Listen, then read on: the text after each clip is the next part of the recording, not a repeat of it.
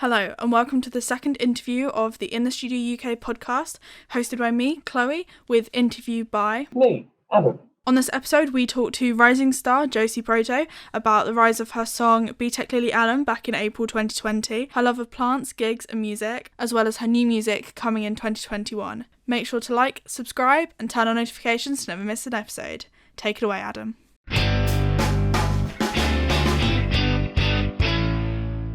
Welcome to this week's In the Studio podcast. This week I am joined by the fantastic Josie Proto. How are you today, Josie? I'm doing good.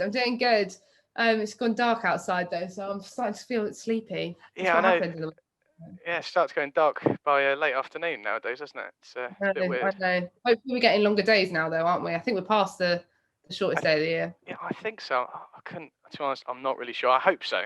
I hope so too. I really hope. Everything. I think we need a bit more sunshine, some nicer weather to go on our government mandated exercise outside in. That would be nice. Yeah. So okay, so Josie, just for the viewers who don't really know you as well, we'll start from the very basics. How long have you been writing music for then? So I think that the first time that I wrote a song was probably about 10 or 11. Right. Somewhere around there. I used to write poetry when I was a kid, and I used to get I got some poems, got into one of those, what they called, like, you know, those little books that you get that you give to your grandparents, they get published and you get all excited because you're basically a poet and all that stuff. Yeah. So I did that, and then that kind of formed into a bit of songwriting, I guess. I wonder how much those books are worth now with your poems in them. Probably millions. I think probably still about £3.50. Well, maybe late in the career they'll be worth more. Who knows? But okay, so music has definitely been a part of your life growing up and things, though, then, has it? Oh, definitely. My parents were like massive music fans. We always had the greats. It was always Bowie and Madness, and I was surrounded by music from a really, really young age. Yeah. And I also dance a lot. So dance got me into musical theatre, got me into, I was constantly around music and singing and dancing and theatrics. That's quite a broad range of music there as well. You've gone from Bowie to musical theatre to a big range of stuff. I mean, I also grew up next to my local pub, and the only bands that they had in there were local 80s rock tribute bands. I know my AC/DC, I know all, it is a very, very, very vast music taste. I guess would you say having such a broad kind of spectrum of taste things going up, do you think that's been a big influence in your own music, or is it kind of a select few artists you really take inspiration from? It's difficult because I have to say, my music taste is based around lyrics and melodies and things like that. That's why I think I can span such quite a range of genres, because I love it when a story is told, and that can be done in a rock song, and it can be done in a folk song, and it can be done, there's no sort of formula for that. So that's why my music range, my music sort of genre is so vast. But when it comes to writing, I've always sort of gone from, my writing is, I try to keep my writing sort of just verbal diarrhea, and it just sort of comes out of my mouth, and I hope that comes across in my song. So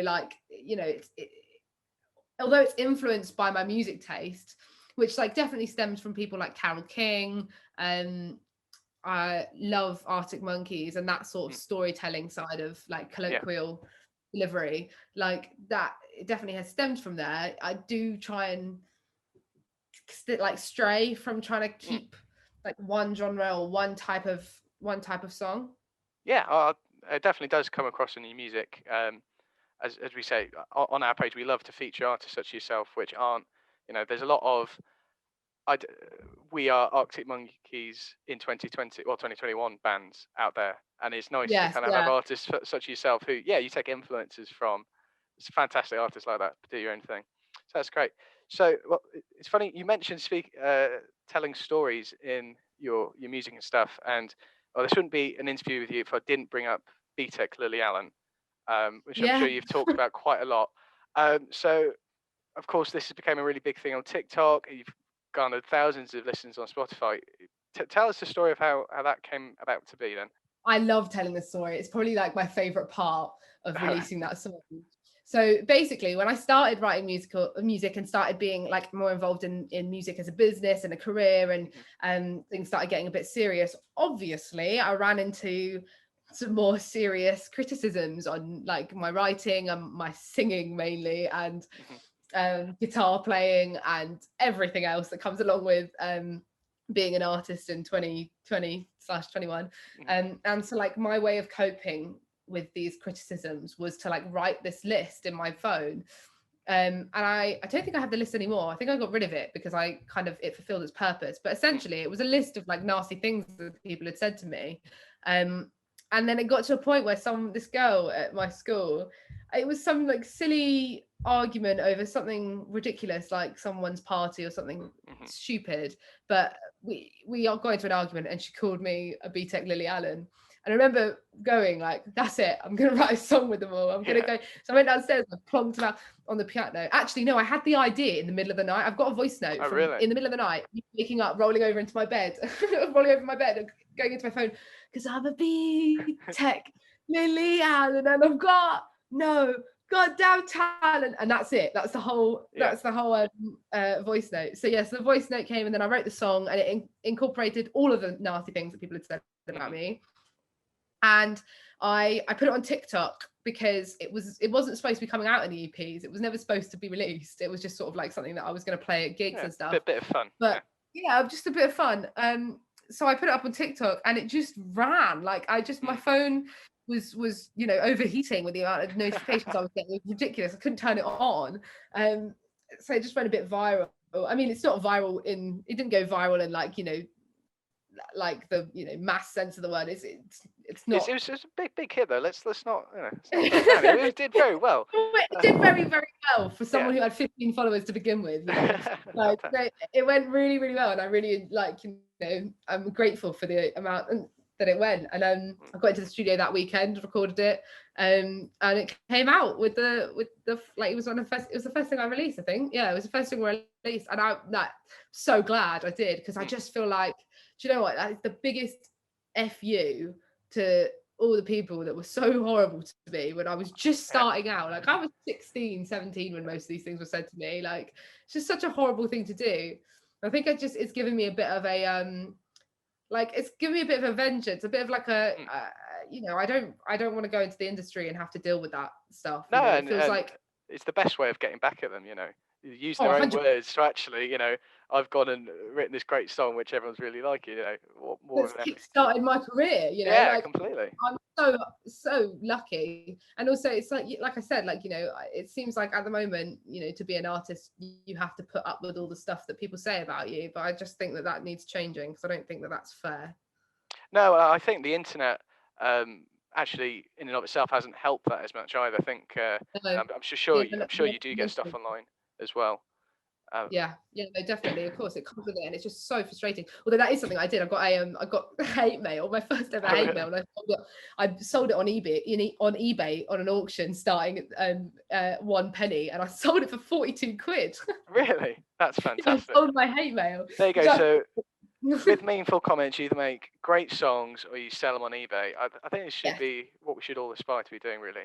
I think so. If you're making money out of your hate, stop hating on me, because I'm just making money out of it. Yeah.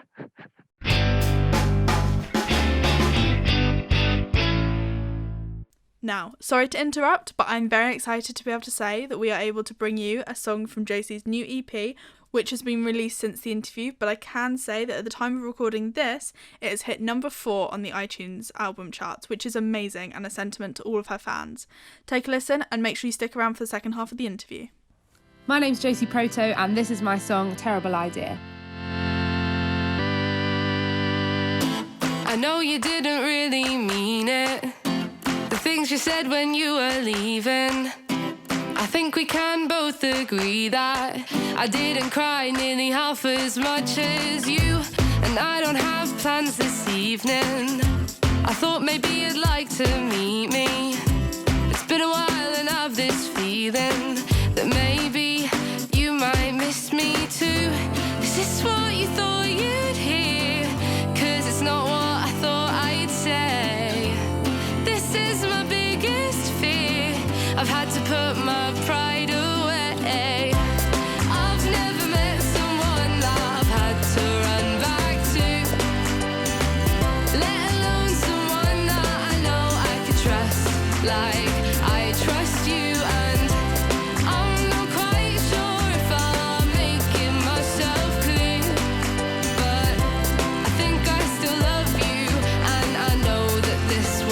bad idea.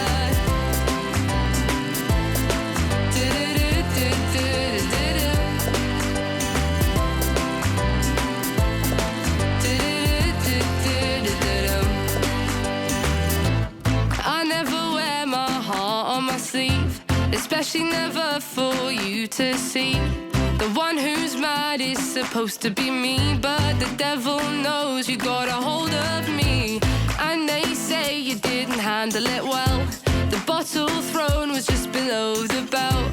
And they said I should be blaming myself, but I won't, there'll be no apologies. Is this what you thought you'd hear? 'Cause it's not what I thought I'd say. This is my biggest fear. I've had to put my pride away. I've never met someone that I've had to run back to, let alone someone that I know I can trust like I trust you. And I'm not quite sure if I'm making myself clear, 'cause I think I still love you, and I know that this was a bad idea.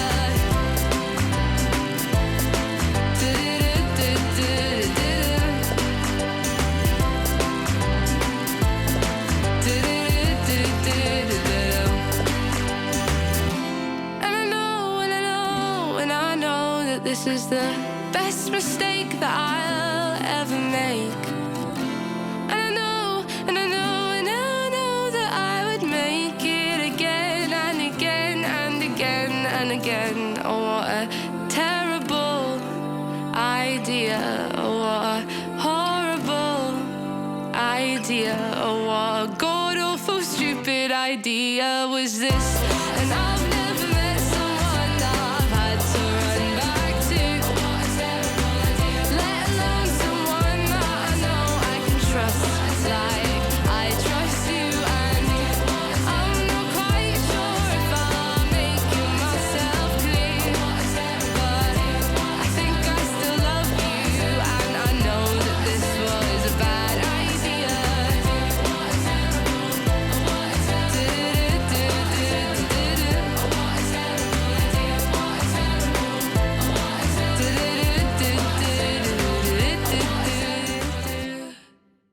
Fantastic. So, well, I have to say that looking at your social media and things, we're talking about it can be a bit toxic on the internet, but I have to say you do interact a lot with your, I don't know if I'd call them fans. I don't know if you'd like to call them that or not. But there's a real kind of community sense. When I was looking on your Instagram, is it cactuses or plants or something like that? It seems to be quite a focus I've seen.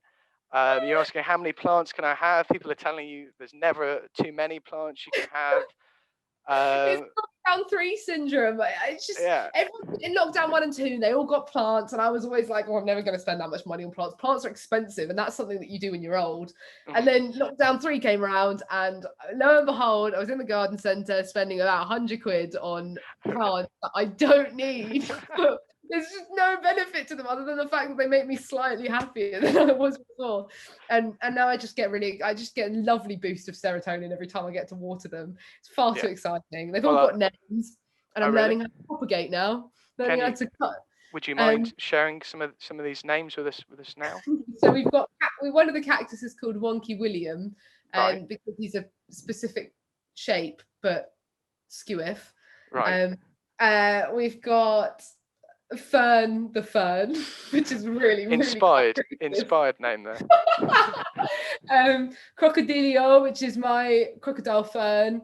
We've got Holly and Brooke, which are my ivy. No, Ivy and Brooke. I just don't too remember. many. Family's getting too big. I've got like over 10. I've got 10 or 12 now. Right. Like, okay. It is aggressive. It is really quite aggressive. It's taken over my life. My room looks like a jungle. So it's a bit of an addiction now in lockdown 3. I don't want to put the word on it, but yes, if you were to look it up in DSM, it would be counted as an addiction. Yeah. Well, I mean, to anyone listening, if you have any support groups or anything we can send to Josie to do with plants, I'm sure that'd be helpful. Help kick this terrible addiction. Well, Essay Succulents Anonymous. something like that. So, speaking of lockdown, because I suppose we have to, given that you've Yes. really started to come big in 2020. I saw you did a few virtual gigs and things during the period. Tell us how did they go? Because there's a bit of varying degrees of success with these kind of things sometimes. Yeah. I mean, I did a load of virtual gigs in the summer because it was nice to get outside and I could do that from the garden, and it was really nice. And actually, do you know, I really enjoyed interacting with people, but it is really difficult. Like, just the logistics of a live setup is so difficult because you want to be able to interact with your fans, but then that means that you have to have a screen near you, which means that the screen's going to be lagged because what's filming you is going to be further away, and it's just, the logistics is so difficult that, like, sometimes it just seems like it's like so much effort for so little reward, and not many people tune in, but unfortunately, like, people watch it afterwards and you get lots of views afterwards, but the reality is that people are busy during their days, and they, unless it's a physical attendance, they won't remember, you know, and it's really hard to get that sort of attention, and especially over winter when it gets dark very late, and then, you know, I don't have the best internal lighting systems and things like that. It's just logistical. It gets a bit rubbish. I'm so dying to do gigs now. I was going to say, everyone's looking forward to getting back to gigging soon, hopefully. Yeah. Oh God, I'm dying to do it. Like, I think last year, like, I was doing all right because I was sort of at the beginning of my career and I was releasing lots of music and it was just really exciting. But now I have literally been writing for like non-stop for like 6 months and nothing else. Like, yeah, well, you've released a lot of music over 2020. It's quite impressive, actually. Just the sheer volume of stuff you managed to come out with. There is so much more in the pipeline as well. I cannot wait. Well, I think I'm lucky that I have people behind me that want to release a lot of music because I'm so, like, I just want to release all the time. Yeah. Well, hey, people, we're all loving to listen to it. So, speaking of gigs and things, what before 2020, before the doom and gloom and all this stuff, you know, you mentioned you've been playing in pubs and things like that. Do you have a favourite gig that you did before everything got all shut down? I think for my 19th birthday, that was my most favourite thing, because I'm clearly very self-centered like that, but I actually was organising a gig, and I decided that I was going to do it on my birthday because it was the only way that I knew for a fact that I'd get all my friends there, because I'd be like, you know, I was like, I can get you there if I'm doing a gig, and I advertise it as a gig, and I did it as a gig at my local pub, and there was a silly tab that I put on and silly amounts of champagne and silly celebrations, and it was just, I had all my favorite people there, and it was just one of the best gigs I've ever done. I just really, really enjoyed it. But, you know, I just love gigging. There is just nothing that beats the relationship that an artist has, especially songwriters have with people listening to their songs. I really, really am dying to do it now. Well, as you said before, in your songs, there's definitely you said stories coming across, and to a listener, it definitely comes across. How has that been in lockdown? Because of course there's been less actually going out and things like that, obviously. So where's the inspiration coming from? Guys, it is literally pulling teeth now. I feel like I keep this list. So I keep like a list of song titles or song concepts and things like that, like, so that I can, you know, because I write them down all through the day, and I try and sort of cross them off. And I crossed them all off last year. Got to the end of the year and they were all crossed off. And now, well, since last year, I've not done anything. So I'm struggling to come up with new concepts. So I'm just, you know, like, it's pulling teeth at the moment. But having said that, like, what's been really exciting is like moving away from myself, because I think a lot of my early songs were written about myself and my experiences and how I feel and things like that, which I love writing about because I love being able to put the passion behind it. But I've been learning to write about things that aren't necessarily true or aren't necessarily about me, and could be about someone else. And story writing, in the sense that, you know, like writing the stories, coming up with the ideas for the stories, and then writing the song about that story. Which again has stemmed a lot from like Taylor Swift's couple of albums that she's just released, you know, Folklore.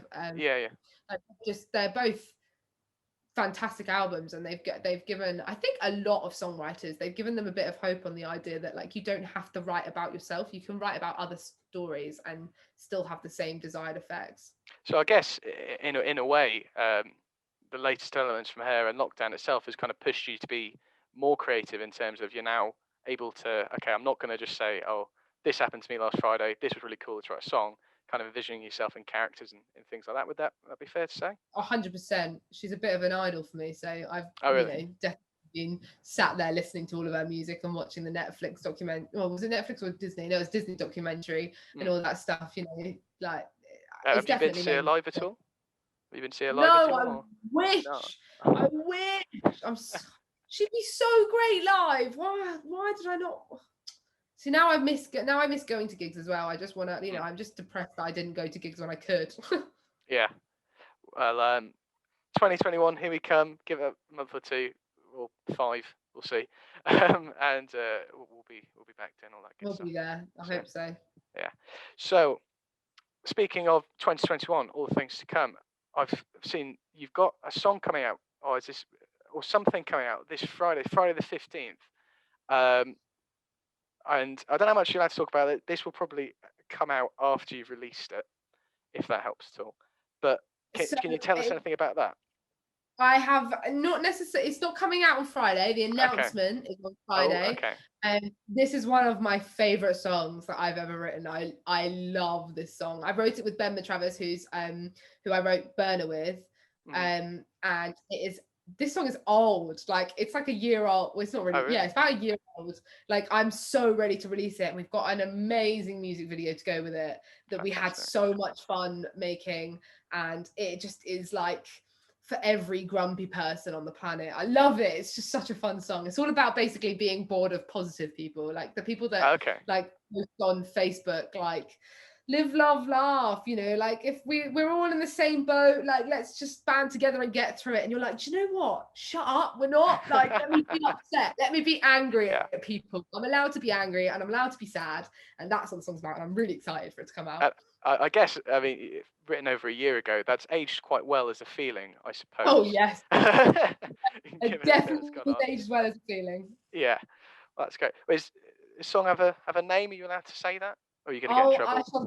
I shall drop it. It's called Kids TV. Okay. Makes no sense whatsoever now that I'm thinking about it. But yeah, it's called Kids TV. Fantastic. Well, anyone listening to this, go look her up, Josie Proto. Give her song Kids TV a listen.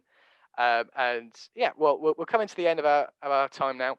So I've got a final question for you, Josie. So as we said, hopefully lots of gigs and all this great stuff planned for you in 2021. If people go to see you, of course they're going to see you, they're going to love you. What drink do they need to buy you after a gig? We're talking beer, we're talking vodka, what are we talking? Listen, I am not, beggars cannot be choosers. Yeah, you bring me anything and I'll probably be quite excited. If you can find me a honey JD and Coke, you'll be winning. And if you can get your hands on a hot chocolate, I am telling you for free that you will get tickets for the rest of the year. That would be ultimate. If I finished the gig and someone came up to me and gave me a hot chocolate with marshmallows and whipped cream, that's it. I'll quit then because my career would have peaked.